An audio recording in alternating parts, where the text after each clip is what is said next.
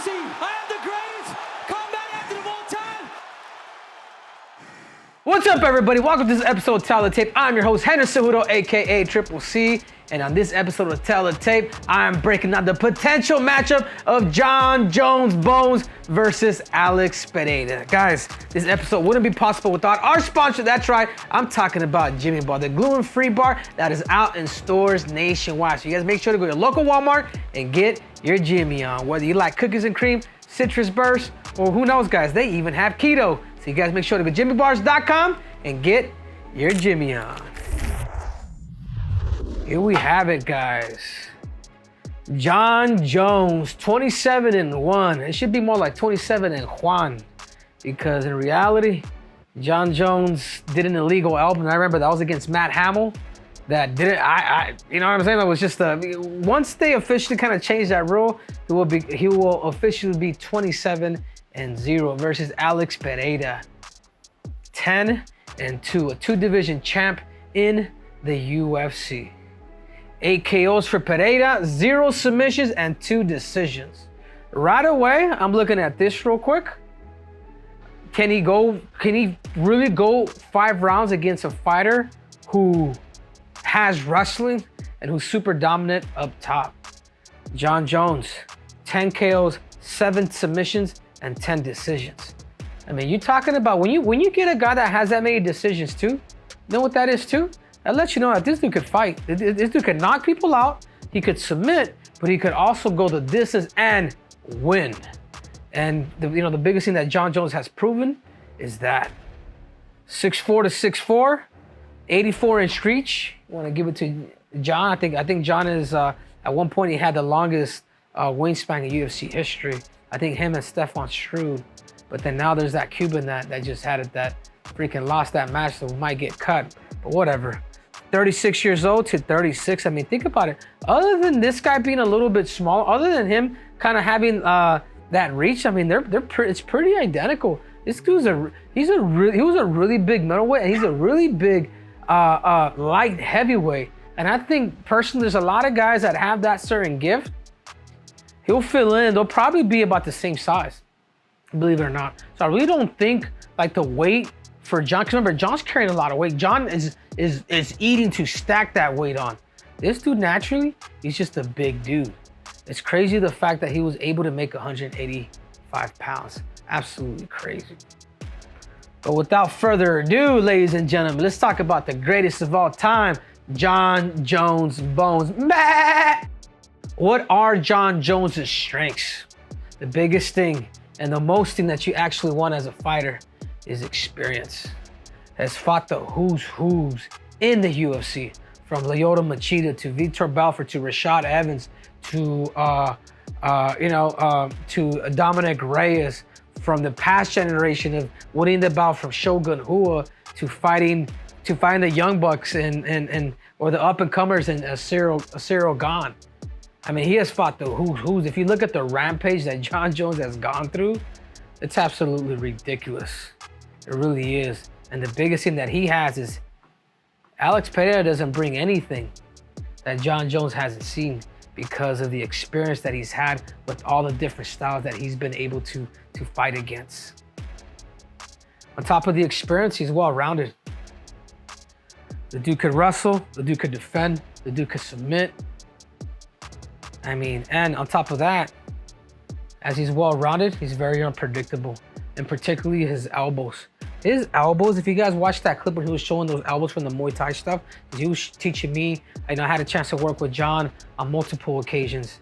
You don't see those elbows, man. Those elbows are just coming straight on, and for a heavyweight to be able to sneak that, I remember watching him, kick, and I was just like, damn, Jon, you could not see that kick coming. If you watch it when he was fighting Daniel Cormier, I could see why he kind of set Daniel up really good and how fast and long that kick is. He's unpredictable, he's well-rounded, but the fact that he's able to mix it. And without further ado, the dude's a winner. And I say this about Jon Jones all the time. He's a better competitor than he is a fighter. What do I mean by that? He knows how to win more than anything. Yeah, he's a hell of a fighter, but more important than him actually being a fighter is he will find a way to win. Yes, he did have close matches against Dominic Reyes. But yeah, if you watch that fight as a whole, and I've watched it, he's won. He slightly won it against Maheta, won. Against a lot of these close fights against Gustafsson, won. Close fight, but won. He just knows how to win. He is a better competitor than he actually is a fighter. And without further ado, sorry, Jon, but I have to do this. And I gotta go. Like every other human that we have, believe it or not, Jon Jones does have weaknesses. And what is it? And particularly time. And I tell you what, man, he lucked out. You know, he fought a guy in Serial Game who was tough, who I thought was a way tougher matchup than Stipe, but what he was able to do and submit him in that first. I mean, you're talking about Jon Jones pretty much being out 4.5 years now, because it wasn't necessarily a fight; it was a submission. It was almost like a grappling match. You want to see? Slipped a punch, took him down, ended up getting the front headlock, ended up choking him. And with that time comes ring rust. And I felt it, guys. When I fought Aljamain, like I was freaking huffing and puffing that first round, because it's different, especially in particular when somebody really picks up that pace. You know, you can do your best to really simulate it in that you know, in training, but it is a bit different when you actually fight. So I hope the time off and with the ring rust that he does have is crazy. But the other thing too, man, is people got to consider, I mean, this man's human, coming off of an injury. I mean, a pec injury, being hurt, being injured, or whatnot. I mean, that takes time. But at the same time, but I also feel, because Jon is a smart fighter, that he probably sees the sport in a different way. You can tell he's motivated. And a lot of people will probably question this. Where's he at mentally? I mean, you know, you get guys like Lomachenko, who just fought recently, ended up winning. But when he did lose to David Haney, he would say that he didn't want to box no more. You know, it happens to the best. He's a 2-time Olympic gold medalist, 3-division world champ. I mean, this stuff happens. So that's a big question, which I don't question, but I know the only people that will question is more likely maybe you fans. Is he gonna feel 100%? Obviously, Stipe has been out for a minute. I think that's something that kind of benefits Jon. But other than that, you know, you do wanna, the only person that really has to question that is Jon.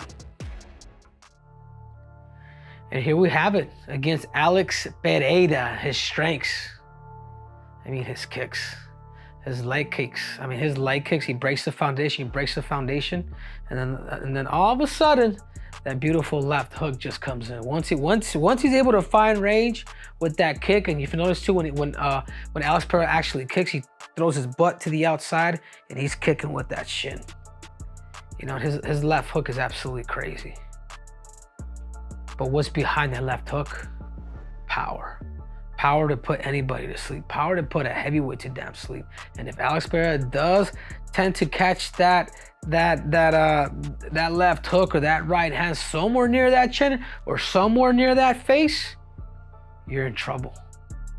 And I will give him this about Poatan. The way he fights is the way he is. He's here. Like, you hit him, he's not moving. He doesn't show, and you see that. And when you do have him hurt, you'll be able to actually see in his face. And Israel had him hurt and kind of left him off the hook. But I would study this dude's composure, because this guy's composure is second to none. But let's talk about his weaknesses. Again, Alex, I like you too, you know, as much as I like Jon. But what are his weaknesses? And Ben Askren brought it up too. He hasn't fought a grappler. He hasn't fought a wrestler. And there's a reason why Jon Jones is calling him out. There's a reason why Jon is saying, hey, Alex, after I beat Stipe, how about I get you? How about we dance? Because stylistically, Mr. Jon Jones knows that the man has limited skills. And a guy like Jon Jones, he knows how to work the puzzle. He knows how to fit the puzzle into pieces. And Ben Askren's right. He hasn't fought a grappler or a wrestler. He's been able to skip the line at 185 pounds. He's been able to skip the line at light heavyweight when they're just giving them these crazy strikers that are going to strike. That's all they do. And of course, when you get a better striker, more likely this guy is going to win. And this is where he's in trouble with Jon. His ability to get up to his feet.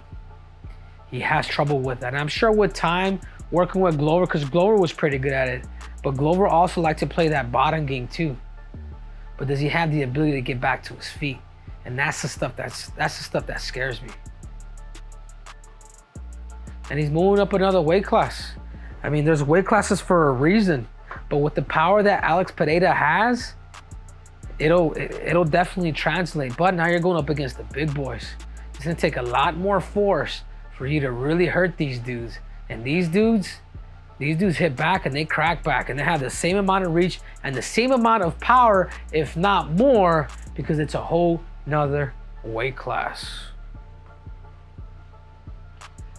Yep, and here we have it.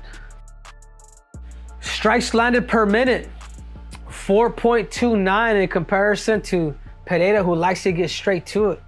But if you notice too, you do that against Jon Jones, you know what's coming? Whoop, slip, takedown, benefits Jon Jones. Strikes absorbed per minute, because he takes more shots, he gets hit a little bit more. And this is why Jon Jones' defense is really good. He does that side kick, he throws those elbows, he's always keeping everybody on their A game. And it's scary because Jon Jones' length is a trip. Striking accuracy, of course. This man comes from the school of kickboxing or Muay Thai. Striking defense, 64%. That means Jon Jones. You know what Jon Jones is doing? He's using his damn wrestling. You punch, you get taken down. Takedown average, 1.93 to 18, to 0.18. I mean, guys, in reality, this matchup, it's going to happen. You know, Pereira, I think Pereira, in reality, he does need to give Magomed Ankalaev that opportunity, because he's trying to go back with Yuri. Yuri's going to strike. Yuri's going to get leg kick. And more likely, Yuri could get caught once again. But when you fight a guy like Ankalaev, who could strike, but that brings in that pedigree of wrestling, there's a reason why he's telling him, hey, wait till the end of the line. I want to go against a guy that I already beat, the guy that I already know is more likely Chinny. But there's a reason why Jon Jones is calling for this matchup. One, if you look at all these, this man is a very smart human. Getting a chance to coach Jon, he's every coach's dream, in the sense where he's the most humble dude, and he'll ask questions. Yes, sir, and he's constantly thinking. And he'll go back and repeat exactly what is it that he wants to do, and we just adjust and we tweak a guy like Jon. But what makes Jon Jones special is that tactically he can fight everybody different. Why? Because he's well-rounded. Great fight.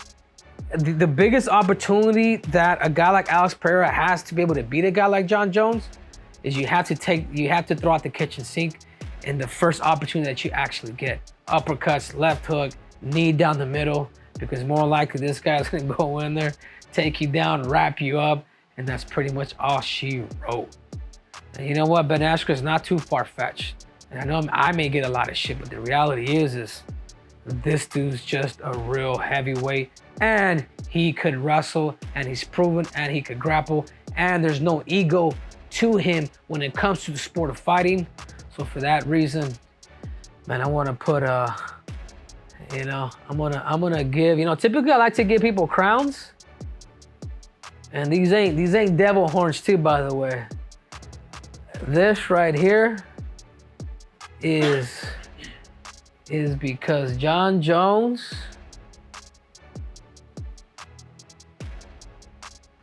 is the GOAT. So for that reason, I got Jon Jones by first or second round submission.